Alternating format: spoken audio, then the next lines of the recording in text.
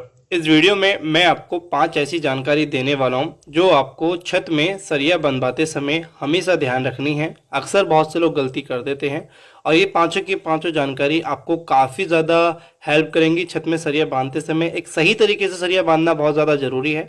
मैं आपको साइट पर प्रैक्टिकल वो चीज़ दिखाता हुआ चलूंगा ताकि आपको अच्छे से समझ में आए। वीडियो को बात करें, बहुत से लोग कहते हैं कि भाई छत में जो सरिया हमें बांधनी है वो कितनी मोटाई की सरिया हमें बांधनी है, ठीक है, ये कितने एमएम की। तो उससे पहले आपको ये सबसे पहले यही आपका क्वेश्चन रहेगा, क्योंकि उसी हिसाब से आपको क्वांटिटी मंगानी होती है कि कितनी क्वांटिटी हमें छत के लिए चाहिए, कितने डाया की यानी कि कितनी मोटाई की।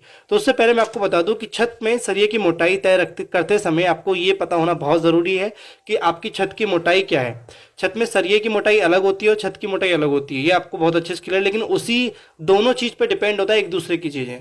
तो यहाँ पे अगर हम बात करें, आप छत की मोटाई अगर 5 इंची रख रहे हैं जो कि एक नॉर्मल मोटाई रहती है, अक्सर बहुत से लोग रखते हैं, तो उसमें आप छत की सरिया की मोटाई 10 mm रखेंगे। 12 mm की नहीं देने की जरूरत है, क्योंकि अक्सर ज़्यादा सरिया देने की वजह से भी आपकी छत में क्रैक या प्रॉब्लम और भी ज़्यादा आ सकती है। तो इसलिए 10 mm की ठीक है अगर आप 5 इंची की रख रहे हैं।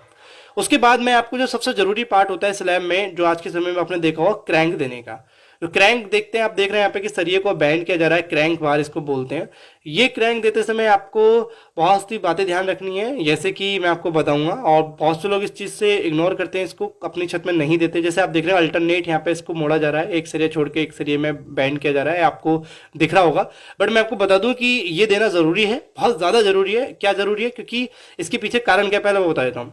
जो आप ये सरिया देख रहे हो क्रैंक यहाँ पे बैंड की गई है, इससे क्या होता है कि जब आपके स्लैब में कोई मोमेंट आता है, कोई भी अगर मान लीजिए नीचे झुकाव आता है स्पैन ज़्यादा होने की वजह से, कम होने की वजह से, तो ये क्रैंक आप आपस में और पास से इसको सपोर्ट बनाए रखते हैं, जो कि इंटरनेट बीम में देख रहे होंगे।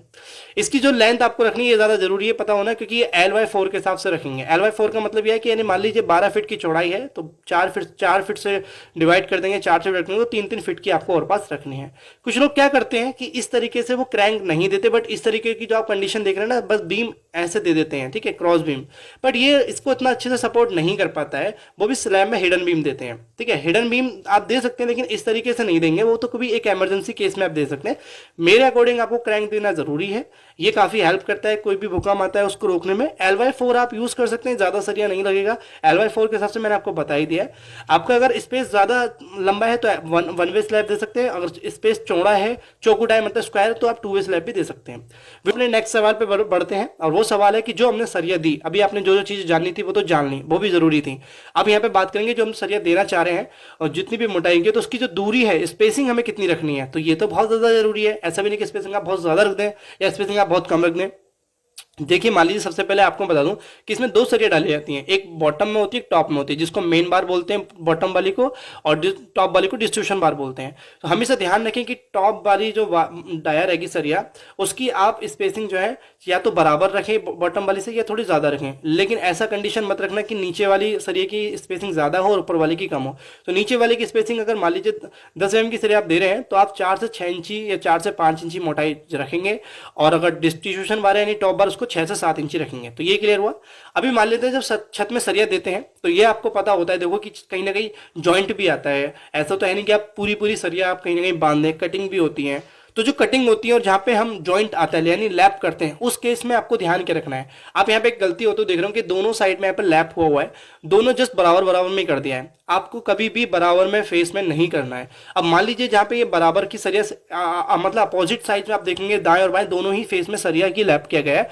इस तरह की क्या होता है कि जब आप सरिया देते हैं तो आपको क्या होता है, वहाँ पे जॉइंट पे वो वीक हो जाती है। तो वीक ना हो उस वजह से हमें ये ध्यान रखना होता है। तो आप ध्यान रखें हमेशा सरिया जो आप बैंड कर रहे हैं वो अल्टरनेट होनी चाहिए। एक मतलब मान लीजिए यहाँ पे है तो 2 फीट 3 फीट के बाद ही दूसरी सरिया में आप दें स्पेस।